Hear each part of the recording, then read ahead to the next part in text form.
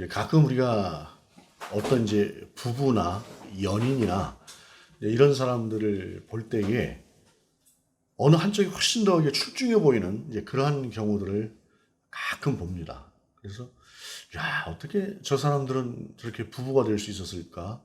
또는 연인이 될 수가 있었을까라고 하는 그런 생각을 하게 되는 경우가 있어요. 야, 보편적으로 조금 좀 뭐 누가 좀 나아 보이고 누가 뭐 좀 덜해 보이고 하는 것을 이야기하는 것이 아니라 그냥 보통 사람들의 시선으로 볼 때 한쪽이 너무 출중한 경우에 뭐 외모도 그렇고 나머지 어떤 조건들도 그렇고 그런 경우에 이제 그런 생각을 하는 경우들이 가끔 있습니다.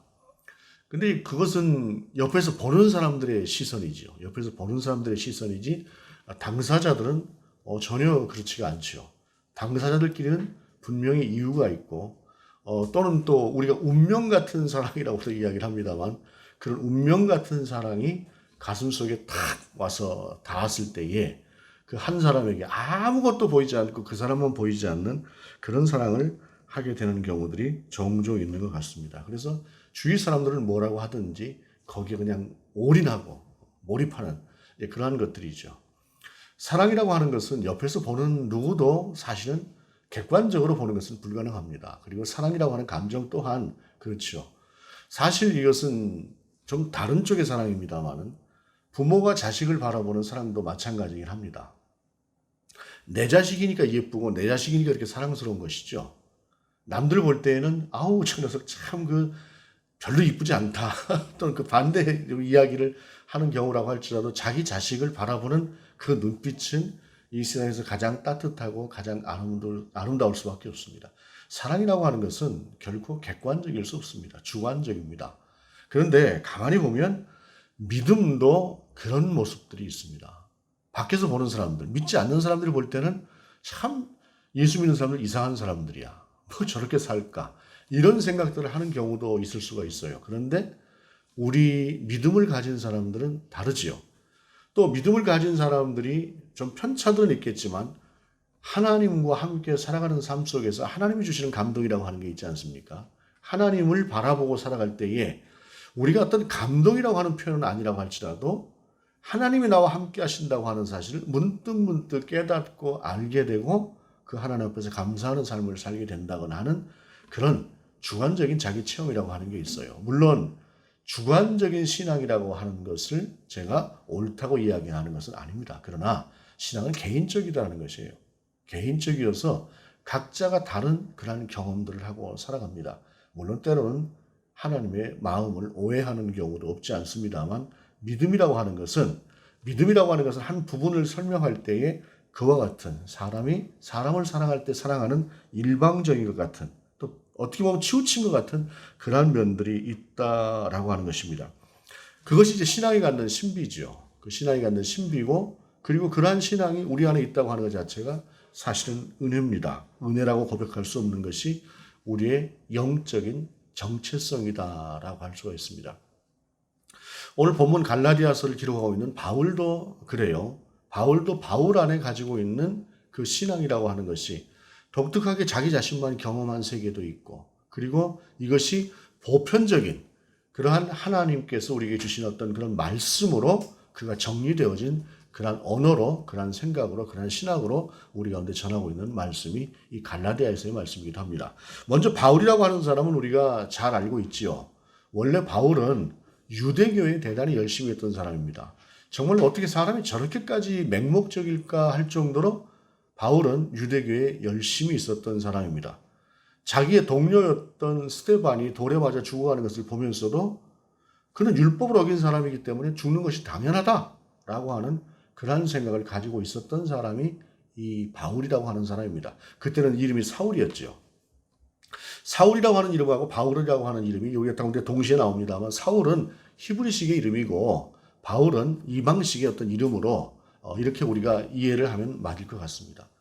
그때 사울이었던 그 이름을 가졌던 바울이 자기 동료가 죽는 것도 당연하게 생각을 했거니와 그걸 넘어서서 이제는 이 땅에 있는 그리스도인들 자체가 잘못된 사람들이 그 그리스도인들을 진멸해야 되겠다라고 하는 생각을 바울이 했어요. 그래서 대제사장에게 가서 안 되겠습니다. 다메섹에 보니까 다메섹이라고 하는 것을 보니까 이 예수 믿는 사람들이 그쪽에 많이 퍼져가고 있는데 그곳에 가서 이 예수 믿는 사람들 전부 다 끌어잡아서 데리고 와야 되겠습니다 하고 이야기를 하고 공문을 받아가지고 다메섹으로 달려가죠. 다메섹에 다가왔을 때에 그때 바울이 예수님을 만나지 않습니까? 한낮에 다메섹을 향해서 나가는데 갑자기 하늘로부터 주님의 음성이 들리는 거예요. 사울아, 사울아, 내가 어찌하여 나를 핍박하느냐? 라고 하는 그 음성이 그 가운데 딱 들렸던 것이죠. 그리고 꼬꾸라졌어요. 앞을 보지 못했습니다. 이게 도대체 무엇이지? 지금까지 가지고 왔었던 신앙의 정체성이라고 하는 게 한 번에 흔들려 버린 것입니다.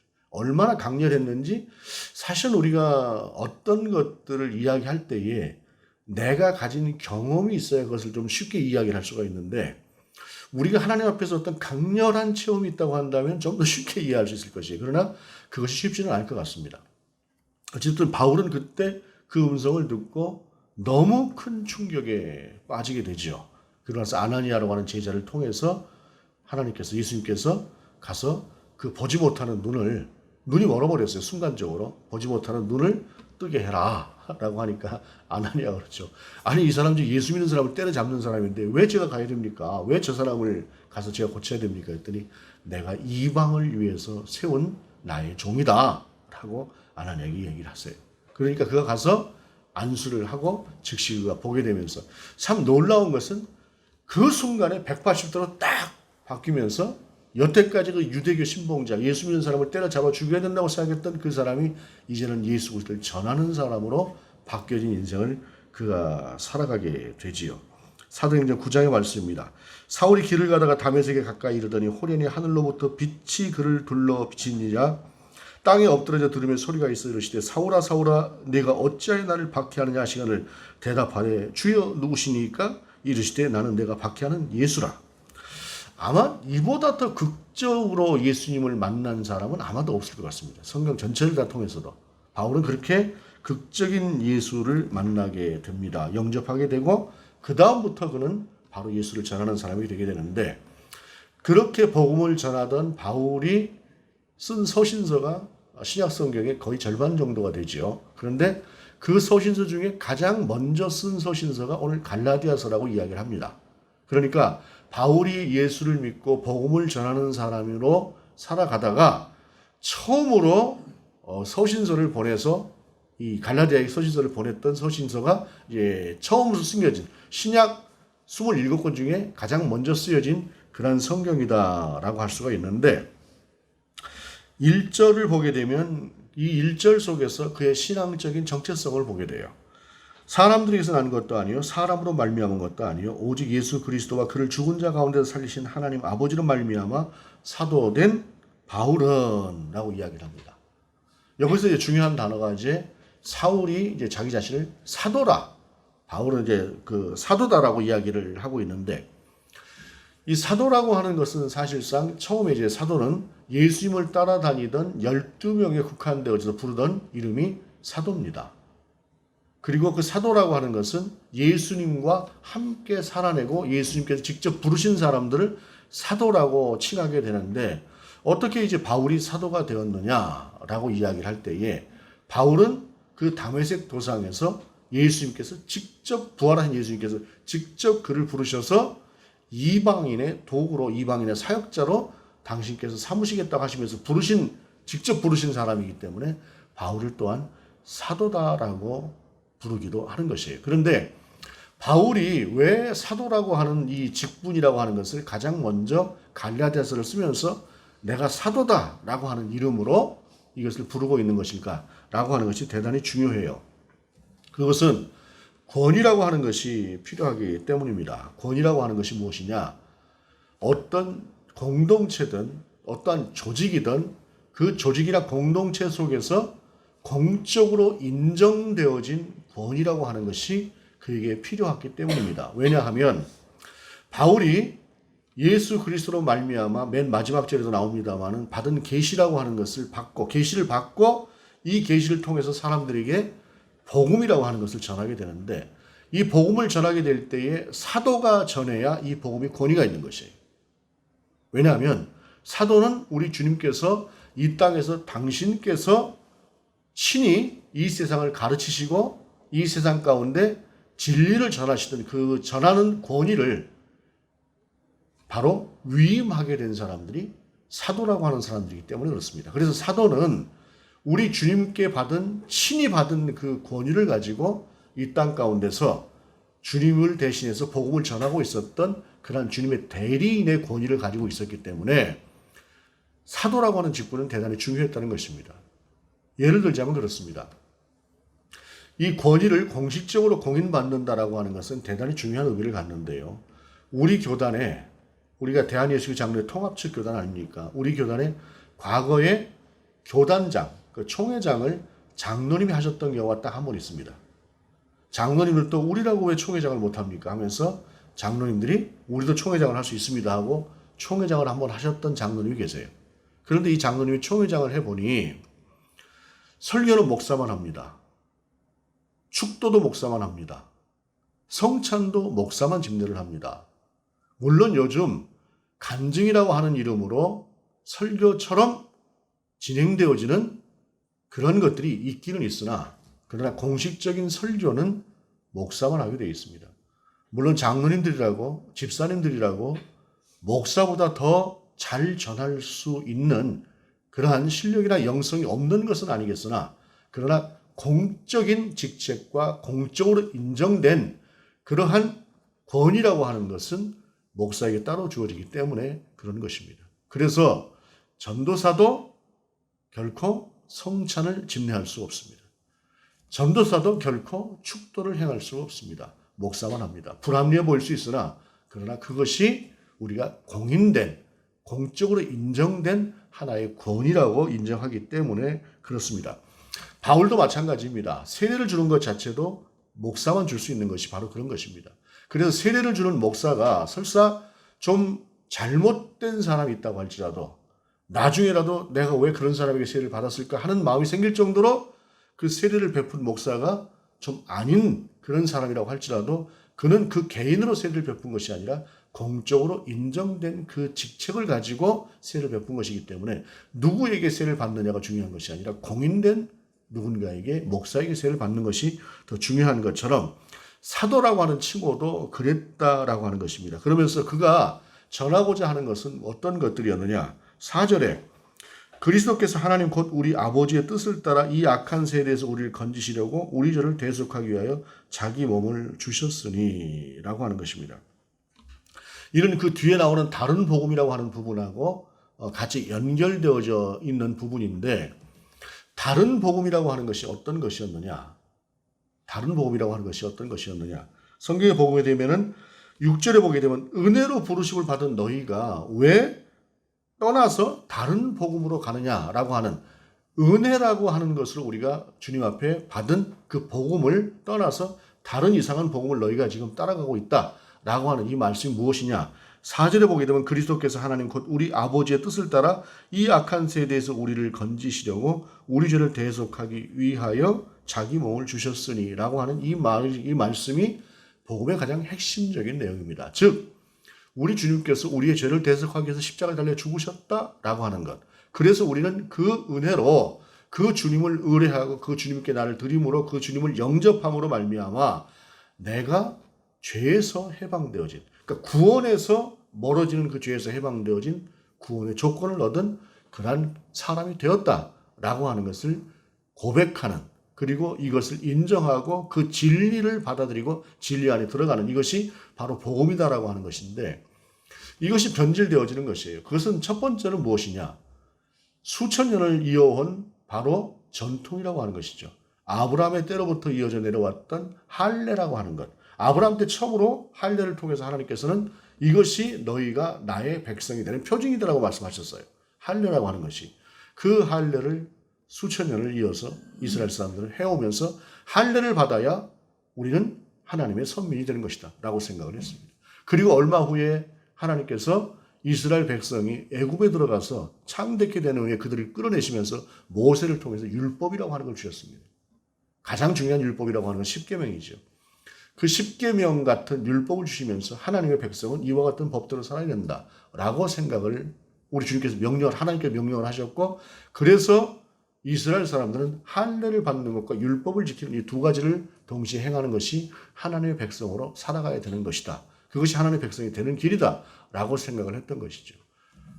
그래서 우리가 예수를 믿지만 예수님께서 우리의 죄를 대속하셨으나 그러나 그것만으로는 안 되고 우리가 할례도 받아야 되고 율법도 지켜야 된다라고 하는 이러한 생각들을 조금씩 그 안에 들여오기 시작하는 것입니다. 이것이 어떤 것들이냐? 여기서 생겨나는 큰 문제가 얼핏 생각해 보면은 이 말이 맞는 것도 같아요. 맞는 것도 같으나 그러나 예수 그리스도가 누구십니까? 삼위일체 하나님이시죠. 그 삼위일체 하나님께서 우리의 죄를 위해서 십자가에 달려 죽으셨어요. 우리의 죄를 위해서 양을 잡아서 하나님 앞에 죄를 양에게 전가시켜서 제사를 드리는 그 제사처럼 한 마리 어린 양처럼 우리 주님께서 십자가에 달리셔서 인류의 모든 죄를 미래의 죄까지 대속을 하셨다는 말이에요. 하나님이 죽으셨다는 말입니다. 하나님이 대속의 죄를 뒤집어 쓰셨다는 말입니다. 그런데 하나님께서 십자가에 친히 달리셨는데 그것이 불충분하다?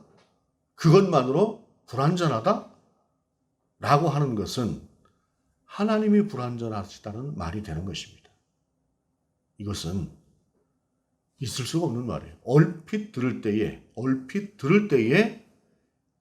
그 말이 맞는 것처럼 들릴 수도 있으나 어떻게 예수를 믿는 사람들이 저 따위로 살아? 라고 하는 말이 틀린 말은 아니지만 그러나 그따위로 사느냐라고 하는 그 말 자체는 틀린 말이 아니라 그따위로 사니까 구원이 없다. 그래서 너는 그렇게 살면 안 된다. 라고 하는 이 말은 맞는 말 같으나 틀린 말이라고 하는 사실입니다. 그렇다고 그리스도인이 대충 살아야 된다는 말이 절대로 아니라 그리스도인이 삶의 책임을 지고 살아야 되는 것은 그것과는 전혀 다른 차원입니다. 신분적인 변화, 삶의 변화, 놓여진 세계의 변화, 하나님께서 나를 존귀하게 여기시는 것만큼 존귀한 자가 된 자로서의 책임감을 가지고 살아가는 삶이 우리가 우리의 삶으로 하나님 앞에서 드려야 되는 그런 예배자적인 모습이지 그러나 그것이 구원을 위한 어떤 하나의 조건은 아니다라고 하는 사실입니다. 구원받은 자가 살아내야 될 삶의 의무와도 같은 것이지 조건이 절대로 될 수가 없다는 것이에요. 바울은 이 부분을 정말로 모든 것에서 대단하게 강조를 합니다. 그리고 심지어 나중에 가서는 할례라고 하는 것을 필요 없는 것이다라고까지 주장을 하면서 유대인들이 대단히 심한 반발을 일으키게 됩니다만은 그러나 중요한 것은 어떠한 경우라고 할지라도 구원은 그리스도인은 예수께서 십자가에서 우리를 위해서 피 흘리시고 죽으신 그것으로 말미암아 태동되어지고 생겨나고 거기서 새 생명을 얻게 되는 시작이 된다라고 하는 사실을 절대로 부인할 수가 없었기 때문에 그는 그렇게 이야기를 하는 것입니다. 다른 복음은 없나니 다만 어떤 사람들이 너희를 교란하여 그리스도의 복음을 변하게 하려 함이라 라고 하는 7절의 말씀은 바로 그런 복음을 자꾸 무엇인가를 섞는 것들에 대해서 이야기를 하고 있는 것입니다. 여러분, 우리가 완전하게 맛있는 어떤 하나의 음료를 한 병을 가졌다고 칩시다. 거기에 무엇인가 다른 것들이 첨가되어진다고 할 때에 그것은 불순물이 들어가는 것이지 완전한 것이 더 완전해지는 것은 아닙니다. 한마디로 우리 주 예수 그리스도로 말미암아 그리스도인 된 우리는 바로 그 완전함 가운데 완전한 구원의 조건 가운데 들어온 것인데 거기에 무엇인가가 들어오는 것은 더해지거나 하는 것이 아니라 불순한 것이 된다라고 하는 사실입니다. 그러면서 그것을 섞는 사람들에 대해서 바울은 어떻게까지 심하게 얘기를 하느냐 아주 극언으로 얘기를 해요. 8절에 그러나 우리나 혹은 하늘로부터 온 천사라도 우리가 너에게 전하는 복음 외에 다른 복음을 전하면 저주를 받을지어다. 내가 또는 우리 동료 중에 누군가가 다른 복음을 전한다고 할지라도 예수만으로는 안 된다. 예수 십자가의 보혈만으로는 안 된다. 다른 것이 있어야 된다라고 전한다고 한다면 설사 내가 또는 내 옆에 내가 그렇게도 사랑하는 누군가가 그렇게 전한다고 할지라도 그도 저주를 받아야 된다는 것이. 그도 저주를 받아야 된다는 것입니다. 9절에 우리가 전에 말하였거니와 내가 지금 다시 말하노니 만일 누구든지 너희가 받은 것 외에 다른 복음을 전하면 저주를 받을지어다. 저주를 받을지어다. 저주를 받을지어다. 두 번을 연속적으로 이야기를 하면서 결코 다른 것이 들어와서는 안 된다고 하는 복음은 그야말로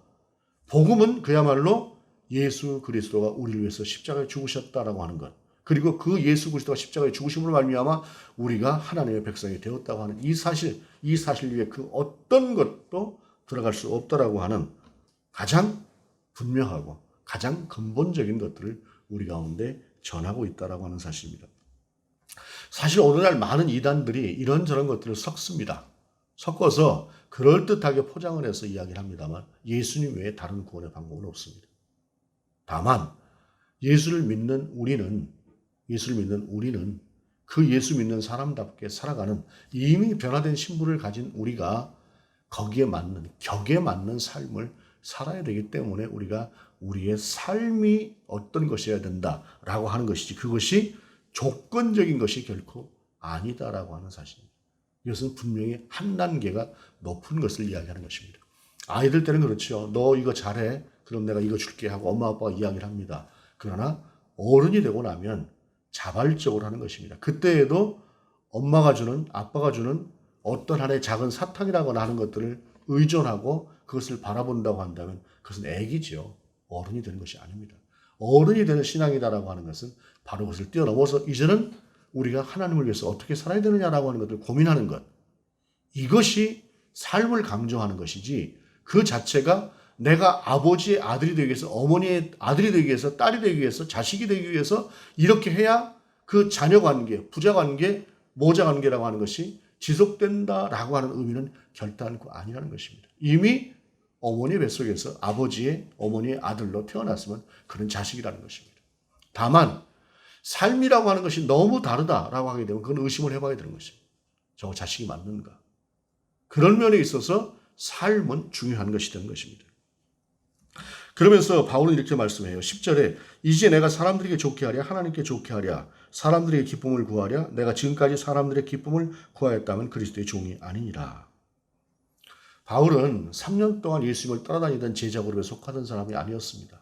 그러다 보니까 사람들 속에 어떤 구설수가 있었느냐. 저 바울이라고 하는 사람은 예수님을 따르던 사람이 아니야. 그런데 지금 사도가 됐어. 무엇 때문이겠어? 무엇인가 힘이 있는 베드로에게 가서 무엇인가를 한 거지. 야고보나 요한에게 가서 의지를 한 것이지. 그래서 그 사람들에게 잘 보여서 저 사람은 사도가 된 것이야. 라고 하는 식의 이야기들이 그들 가운데 사람들 가운데 있었다는 말입니다. 악의적으로 그것을 퍼뜨리는 것이에요. 참 세상이라고 하는 것이 그렇습니다. 우리가 개별적으로 만나면 다 그 신앙들이 예수님을 사랑하고 하나님의 사람을 어떻게 살아야 될까 하는 것들을 그 안에 생각하는 그런 믿음을 가진 사람들인데 희한하게 사람과 사람이 어울려서 살다 보면 미운 사람이 있어요. 누군가 싫어해요. 싫어하는 이유도 보게 되면 참 자기하고 별로 상관도 없는 것인데도 꼴보기 싫다는 거예요. 이 참 희한한 것들이 세상 안에 있습니다. 사실은 저도 그렇습니다. TV 같은 걸 이렇게 보다 보면 이상하게 별로 호감 안 가는 사람들이 있어요. 뭐 나한테 뭐 주는 것도 아닌데도 뭐 나한테 뭐 뺏어가는 것도 아닌데 그런 경우들이 있다는 말입니다. 공동체 안에서. 복음을 전하는 것도 마찬가지예요. 그리스도인이라고 하면서도 바울이 자기의 모든 것을 다해서 복음을 전하겠음에도 불구하고 그것을 시샘하는 사람들이 있는 것이에요. 그러면서 바울을 향해서 공격을 하는 것이죠. 저 사람은 바울이 베드로한테 잘 보여서 사도가 됐대. 그래서 지금 뭐 베드로한테 잘 보이려고 저러고 있대. 이런 식의 말들을 뒤에서 한다는 것입니다. 거기에 대해서 바울은 분명히 이야기를 합니다. 내가 사람들에게 좋게 한다고 한다면 그리스도의 종이 아니다라는 것입니다. 자기 자신을 그리스도의 종이라고 하는 말로 표현을 해요. 여기서 그리스도의 종이다라고 하는 표현은 우리가 주의 종, 주의 종 하는 표현과는 전혀 다른 표현입니다. 사실은 우리 한국교회에 주의 종이라고 하는 표현에 좀 문제가 있습니다. 그것은 뭐냐면 주의 종이라고 하는 말은 이사야서 42장에 하나님의 종이다라고 하는 말을 사실 가지고 온 것이에요. 이사야서에서 그냥 다른 노예적인 의미를 이야기하는 종의 이야기도 종이라는 표현도 없지 않으나 우리 한국교회에서 주의 종이라고 얘기할 때 이사야 42장에서 말하는 하나님의 종. 그 하나님의 종이 누구냐? 메시아입니다. 그분은 예수 그리스도를 말씀하시는 것이에요. 그런데 자꾸 동격으로 놓으려고 하는 경향들이 있는 것이죠. 한때 한국교회에 아주 악한 면접 질문이 있었습니다. 지금도 그런 질문을 하는 경향들이 있는지 모르겠는데 담임 목사가 부목사나 전도사를 뽑을 때 물어보는 말이 이런 말을 물어봤어요. 너는 하나님의 명령하고 내 명령이 상충할 때, 담임 목사의 명령이 상충될 때 누구의 명령을 따르겠느냐? 무슨 대답을 기대합니까? 아유, 담임 목사의 말씀을 따라야지요 라고 하는 말을 기대하는 것입니다. 물론 거기에 이유가 없는 것은 아닙니다. 그러나 하나님과 담임 목사를 견주어서 비교해서 무엇인가 누군가의 대답을 요구한다라고 하는 것은 정말 저주를 받을 만큼 악한 일입니다. 그 안에는 이미 심각하게 병들어 있으나 본인은 모르는 다른 아무리 미사역으로 포장한다고 할지라도 그것은 사탄적인 용어입니다.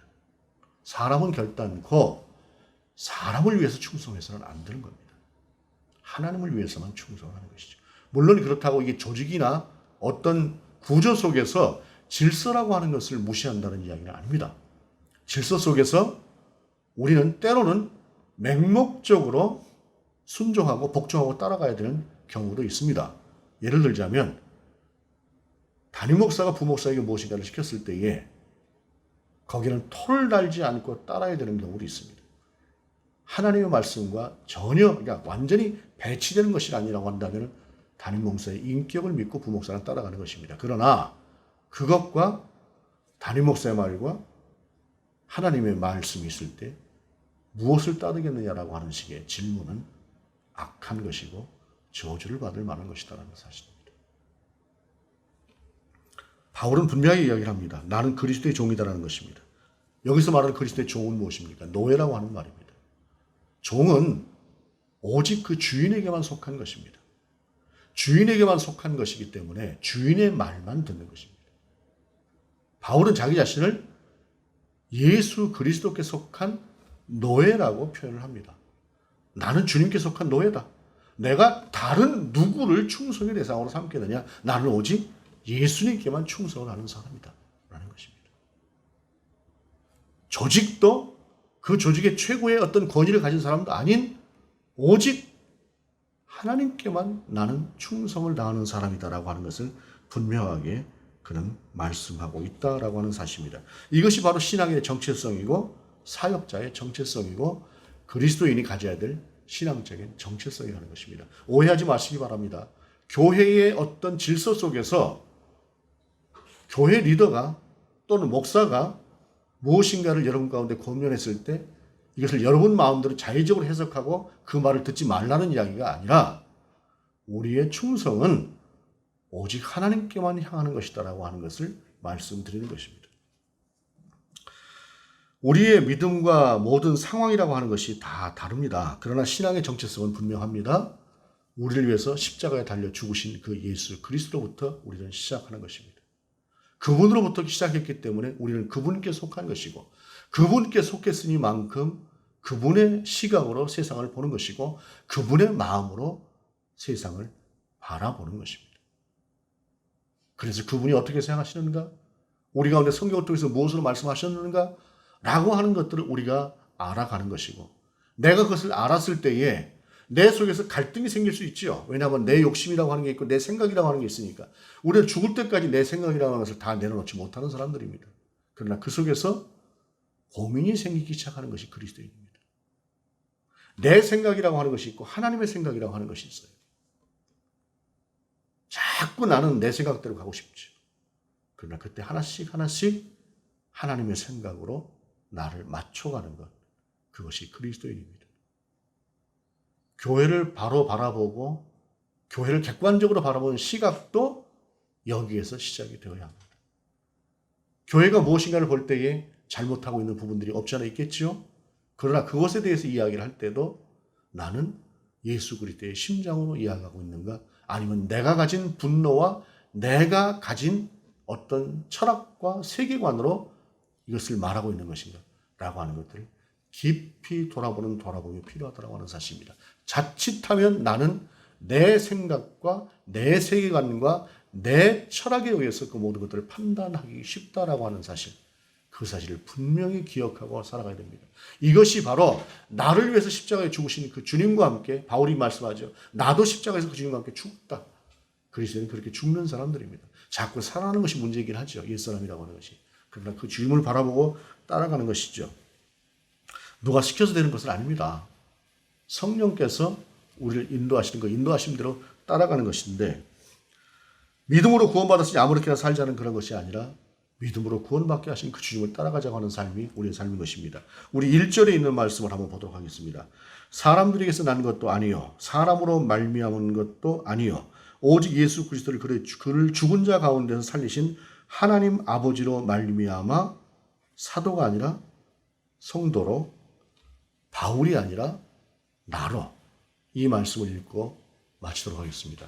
다시 한번 말씀드립니다. 하나님 아버지로 말미암아 성도된 나는이라고 할 때 나 자신의 가슴에 손을 얹고 나는이라고 이야기를 하십시오.